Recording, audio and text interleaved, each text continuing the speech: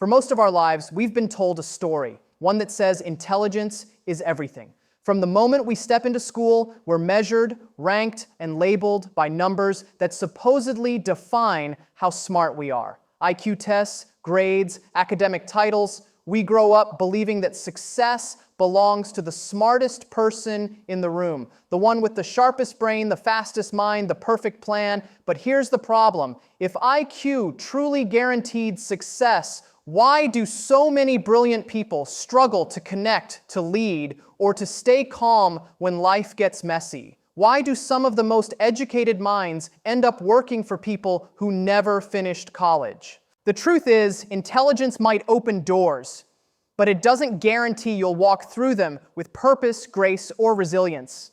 It's not your IQ that decides how far you go. It's your ability to navigate emotions, both yours and those of the people around you. We've all met people who are intellectually brilliant but emotionally tone deaf. People who can solve complex problems yet can't manage a simple conversation without conflict. They can analyze data but can't empathize with people. And in a world driven by relationships, trust, and collaboration, that's where real success either grows or dies. Think about it. When you look at the leaders who truly inspire you, the ones who move people to act, to believe, to follow, are they always the most intelligent? Not necessarily. What makes them extraordinary isn't their IQ score. It's their ability to connect on a deeper, more human level. They know how to listen, not just hear. They can stay composed under pressure when others fall apart. They have a kind of inner calm, a quiet strength that makes others feel safe, understood, and valued. That's emotional intelligence in motion. Emotional intelligence, or EQ, is what turns knowledge into wisdom and ambition into influence. It's what helps you navigate the storms of leadership when logic alone can't guide you. Because leadership isn't just about what you know, it's about what you feel and how you respond. It's the invisible force behind every great decision, every strong relationship, every meaningful connection. And yet, it's the most underestimated skill in the modern world. We celebrate intellect, but we rarely teach people how to understand emotions, the very thing that drives every human action. Imagine two people facing the same challenge, one with a high IQ but low emotional awareness, and the other with average intelligence but deep empathy and control. The first reacts, defends, and blames. The second pauses, listens, and leads. Who do you think others will trust? Who will rise faster, go farther, and build stronger teams? The answer isn't hard to see. Success today isn't determined by how smart you are. It's determined by how emotionally intelligent you choose to be. And that's where the real journey begins. Emotional intelligence is often mistaken as something soft or secondary, a nice-to-have skill rather than a core element of success. But the truth is, it's the foundation upon which every form of meaningful achievement stands. Emotional intelligence isn't about being emotional. It's about being aware. It's the ability to recognize what's happening inside you before it controls your actions, and to sense what's happening in others before they even speak. It's the quiet power that allows you to respond instead of react, to influence instead of impose, and to lead without needing to dominate. In every field, business, sports, relationships, those who master emotional intelligence consistently outperform those who rely solely on intellect. Because logic may tell you what to do, but emotion determines whether people will follow you in doing it. The most successful leaders, entrepreneurs, and visionaries share one trait in common. They understand people. They know that facts can inform, but feelings inspire, and inspiration is what truly moves the world forward. Emotional intelligence is what separates knowledge from wisdom. Knowledge gives you data. Wisdom tells you what to do with it. You can be the smartest person in the room, but if you can't manage your anger, your pride, or your fear, your intelligence becomes a weapon against yourself. High IQ might help you build a great strategy, but high EQ ensures that people believe in it enough to bring it to life. The best leaders don't just think, they feel the pulse of their teams, their customers, and their environments. They can walk into a room and sense tension without a word being said, and then disarm it with empathy and presence. That's real intelligence in action. When challenges arise, and they always do, emotional intelligence becomes the difference between collapse and composure. It's what helps you stay grounded when everything around you is chaotic. It's what allows you to turn criticism into insight instead of insecurity. It's the reason some people can take failure and turn it into fuel, while others crumble under its weight. EQ gives you that inner stability that no amount of education can provide. Because no matter how advanced the world becomes, we will always be emotional beings first and rational thinkers second. In moments of pressure, people don't remember how much you know. They remember how you made them feel. They remember the calm in your voice when things went wrong, the confidence you carried when others lost direction, the compassion you showed when mistakes were made.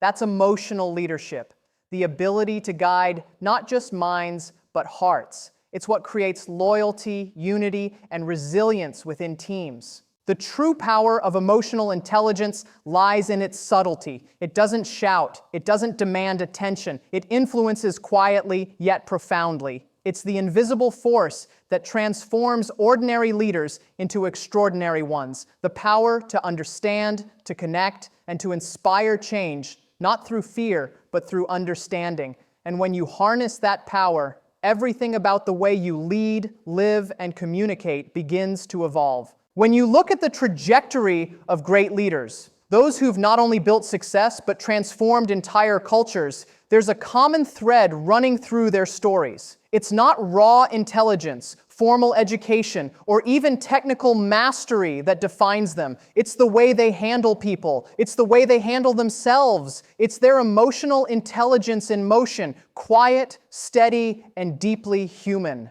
Take the story of Satya Nadella, the CEO who reshaped Microsoft's destiny. When Nadella took over in 2014, Microsoft was a giant losing its edge. The company was divided, innovation was sluggish, and internally, it had become a place where competition mattered more than collaboration. Employees described the culture as tense, a know-it-all environment where people guarded ideas instead of sharing them. The company had intelligence in abundance, but it lacked empathy. It had IQ, but very little EQ. Nadella didn't storm in with a grand new strategy or a radical restructuring plan. Instead, he started by listening. He met teams not to talk, but to understand. He spent time asking questions like, what's stopping us from doing our best work? And how do you feel about where we're headed? He wasn't just collecting feedback, he was rebuilding trust. Slowly, he began to replace the know-it-all mindset with a learn-it-all culture. He showed people that vulnerability and curiosity were not signs of weakness but of strength. His leadership philosophy was simple yet profound. Empathy drives innovation. Nadella believed that if you could understand your people, their challenges, their motivations, their fears, you could unlock creativity and performance on an entirely new level. And he was right. Under his leadership, Microsoft experienced a cultural rebirth. Collaboration soared, innovation returned, market value tripled, and more importantly, people began to believe in the company again because they felt seen, heard, and valued. That's the ripple effect of emotional intelligence. It doesn't just transform results, it transforms people. Now contrast that with leaders who have high intelligence but low emotional awareness. We've all seen them. The ones who dominate meetings, who believe being right is more important than being kind. The ones who make others feel small to make themselves look big. They might get short-term results, but they leave behind burnt-out teams, broken trust, and disengaged talent. Their IQ gives them control, but their lack of EQ costs them influence. Emotional intelligence is what turns a boss into a leader and a company into a community. Nadella's story is powerful, but he's not the only one. Think about Howard Schultz, the man who built Starbucks into a global phenomenon. When Schultz returned as CEO during one of Starbucks' toughest periods, the company was closing stores, morale was low, and investors were losing faith.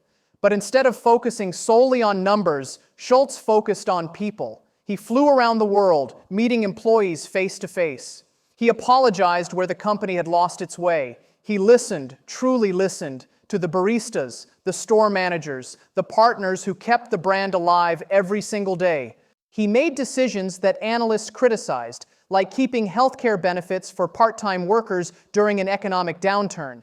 But he understood something the spreadsheets didn't. Loyalty is emotional. Trust is emotional. And when you invest in people, they invest back in you. That's emotional intelligence as a business strategy, one that doesn't just improve profits, but builds purpose. You can even see the power of EQ outside the boardroom. Look at Serena Williams, one of the greatest athletes of all time. Her success isn't just about physical strength or technical precision, it's about emotional mastery. Tennis is as much a mental game as a physical one. The ability to stay focused when you're down a set, to recover after a mistake, to silence the noise in your head when the crowd is against you, that's emotional intelligence at its peak. Serena has faced pressure, criticism, and even moments of unfairness on the court, yet she continues to perform with grace and resilience. That calm you see in her eyes when the stakes are highest isn't luck. It's emotional control, built through years of awareness and discipline. Emotional intelligence also shines in moments of crisis, when the world feels uncertain and logic alone can't provide comfort. Remember the early days of the COVID-19 pandemic when leaders everywhere were forced to make impossible decisions? Some relied only on data and statistics. Others combined logic with empathy. The leaders who guided their people through that storm weren't necessarily the most intellectual, but the most emotionally grounded. They communicated with honesty, listened with compassion, and created a sense of psychological safety when everything else felt unsafe. That's what EQ does. It humanizes leadership when humanity matters most. Even in everyday life, you can see the difference emotional intelligence makes. Imagine a workplace where one person handles stress by snapping at others, while another handles it by staying calm, asking questions, and finding solutions together. The tasks might be the same, the challenges equal, but the outcomes and the relationships couldn't be more different. Emotional intelligence turns friction into flow. It changes the tone of every conversation, the energy of every team, and the trajectory of every relationship. What's most interesting is that EQ is not fixed. Unlike IQ, which tends to remain stable throughout life, emotional intelligence can grow. It can be learned, refined, and strengthened. And some of the greatest leaders we admire weren't born emotionally intelligent. They became that way by paying attention. They practiced awareness. They learned to pause before reacting. They developed empathy by truly caring about people, not just performance. That's the real evolution of leadership. Not from smart to smarter, but from smart to wise. When you look back at any great turning point, whether it's in business, sports, politics, or personal life, you'll notice it wasn't raw intellect that made the difference. It was emotional intelligence, the ability to read a room, the courage to show vulnerability, the discipline to stay centered when emotions run high, the humility to admit mistakes, and the empathy to understand another's point of view. These are the moments that define character and ultimately define success.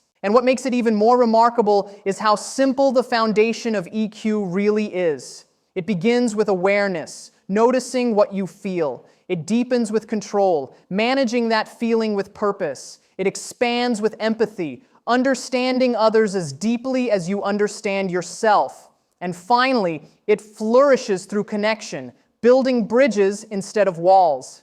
When practiced consistently, these skills create leaders who not only achieve results, but leave a legacy of trust, respect, and inspiration. Emotional intelligence doesn't announce itself in grand gestures. It lives in the small things, the way a leader listens instead of interrupts, the way they encourage instead of criticize, the way they lead with compassion instead of ego.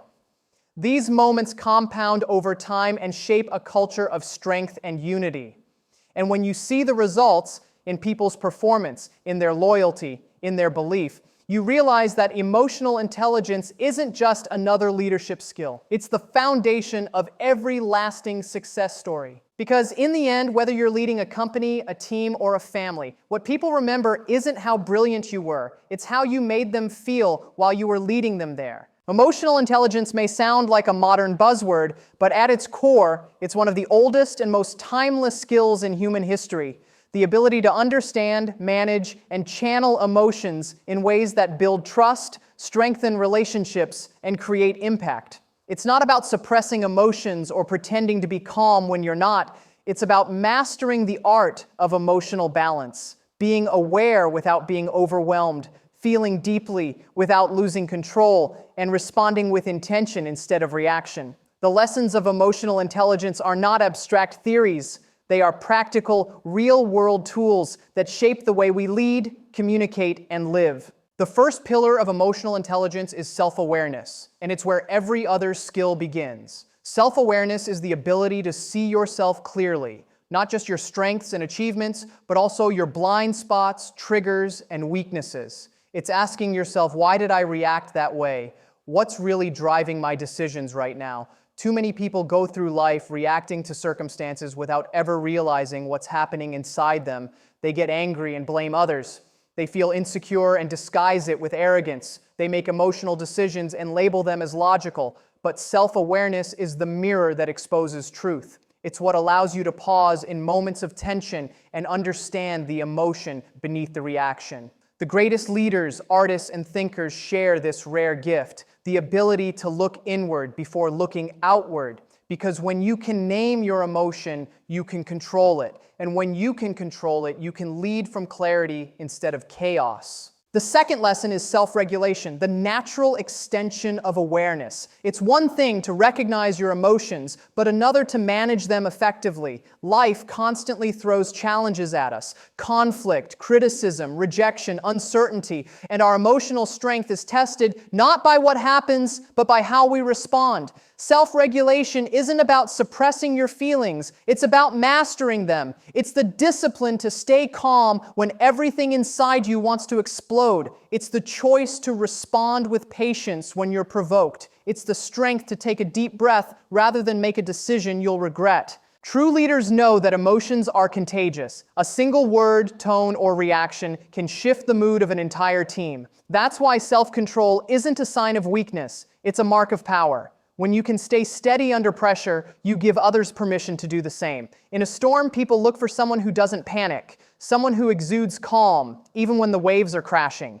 That composure doesn't come from IQ, it comes from emotional discipline, the kind that transforms reactive energy into purposeful action. Then comes empathy, the heart of emotional intelligence and the bridge between you and others. Empathy is not just about feeling someone else's pain. It's about understanding their perspective, their motivation, and their story. It's the ability to put yourself in their shoes even when you disagree. In leadership, empathy is what builds trust. It's what makes people feel safe enough to share ideas, take risks, and grow. When people feel understood, they perform better, not because they're forced to, but because they want to. Empathy requires slowing down, listening to what's not being said. It's noticing the hesitation in someone's voice, the tension in their body language, the silence that speaks louder than words. The most emotionally intelligent people read these cues instinctively, not because they're manipulative, but because they care. They know that every person is fighting a battle unseen, and that compassion is not a weakness. It's a superpower.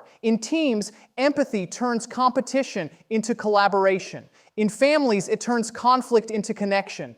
And in leadership, it turns authority into influence. The fourth lesson, resilience and adaptability, is where emotional intelligence becomes a true differentiator.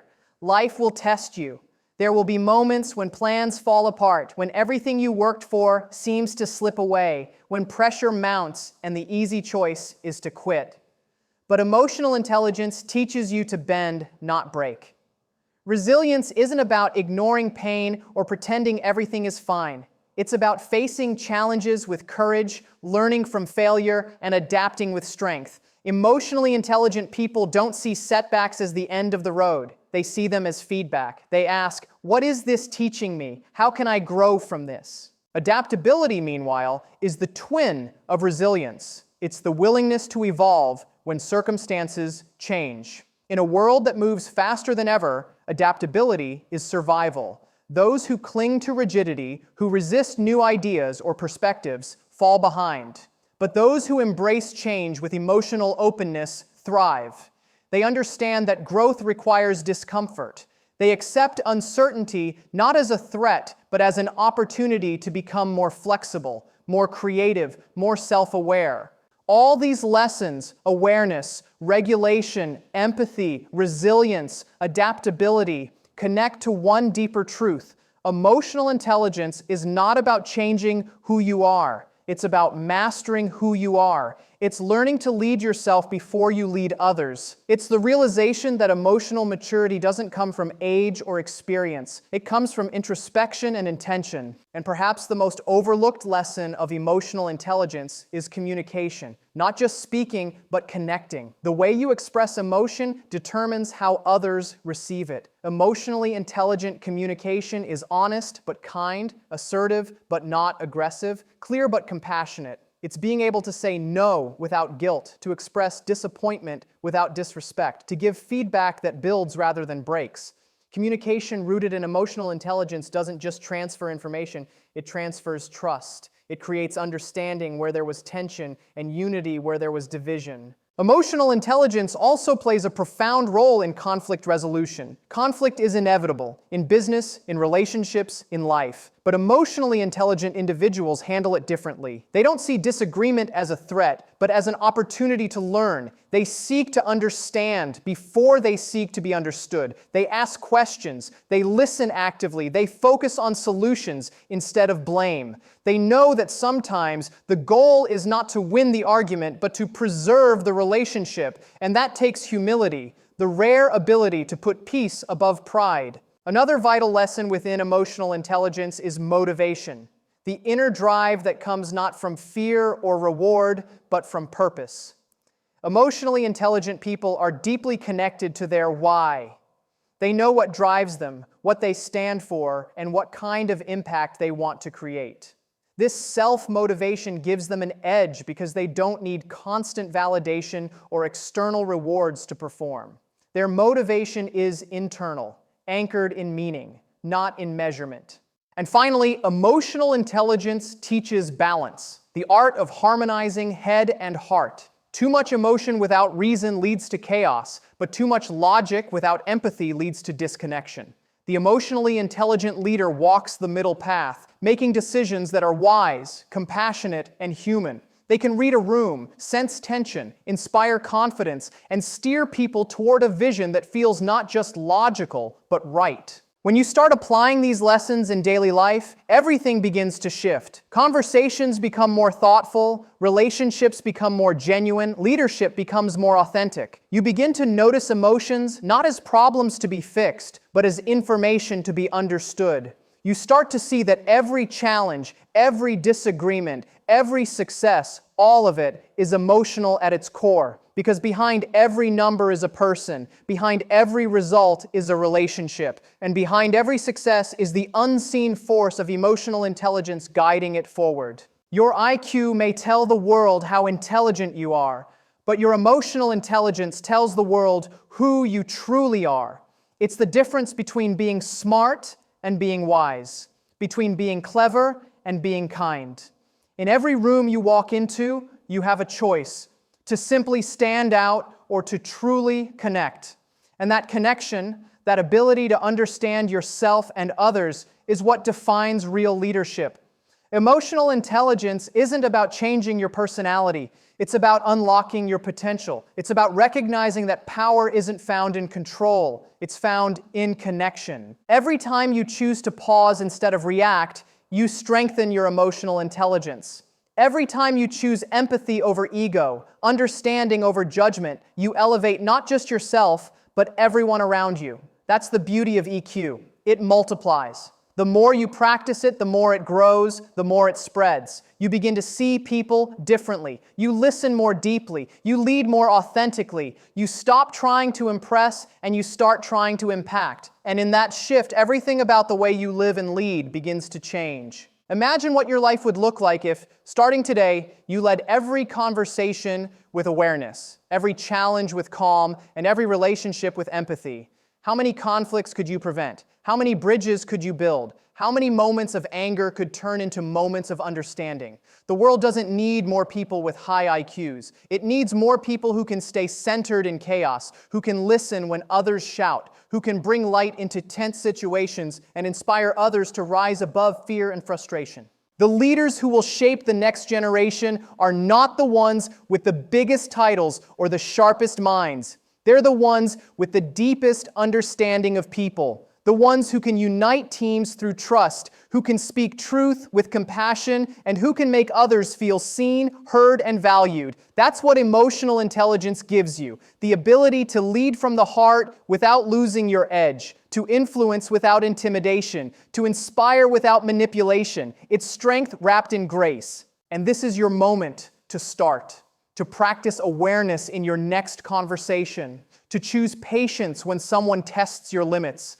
to listen with the intention to understand, not to respond. Emotional intelligence grows one decision at a time, and every decision you make in awareness builds a stronger, wiser version of you. This isn't just about becoming a better leader, it's about becoming a better human being. Because in the end, what truly defines success is not how much you know, but how much you care. Not how many people fear your intelligence, but how many trust your presence. The world is full of smart minds. What it needs now are compassionate hearts guided by emotional intelligence. And that begins with you, right here, right now, choosing to lead with heart, to grow with awareness, and to live with purpose.